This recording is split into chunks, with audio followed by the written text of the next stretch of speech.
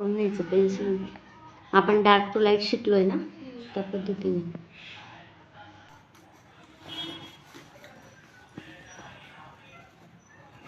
Dark करून घ्यायचं. मग याला थोडंसं लाईट करायचं. असं कंटिन्यू सर्कल जमलं तर ठीक, नाही तर मग एका बाजूने करायचं.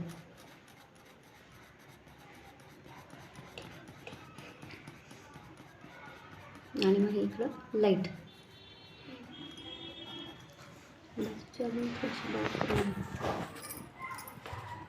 म्हणजे तो असा खोलगटपणा वाटेल.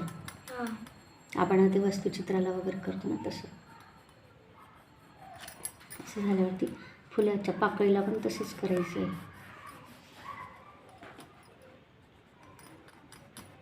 आपण ही आता एकाच पेन्सिलचं कलरिंगचं शिकतोय. हां, नंतर मग तुम्हाला मी सगळे कलर कशा पद्धतीने वापरायचं ते सांगेल. डार्क, नंतर मग याच्यातली लाईट कलरची पेन्सिल असते.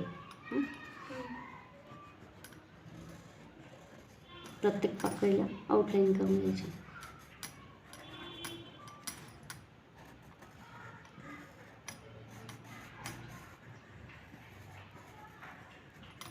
इकडची नंतर करते, कारण माझा हात घासला जाईल ना.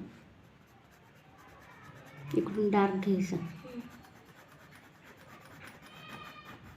आणि मग हलका सोडायचा, परत लाईट,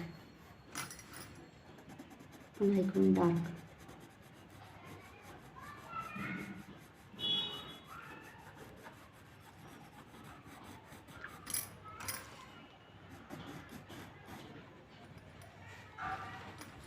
किंवा मग लाईट टू डार्क करायचं. पण पद्धत सगळ्या वस्तुचित्राला किंवा संकल्पचित्राला किंवा स्मरणचित्राला सुद्धा अशाच पद्धतीने रंगकाम करायचं. स्टेप कधीच विसरायच्या नाही.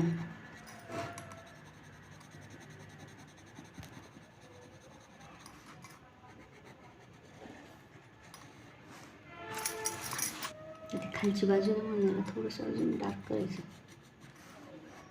एक बाजू डार्क, थोडंसं मीडियम आणि मग हायलाईट.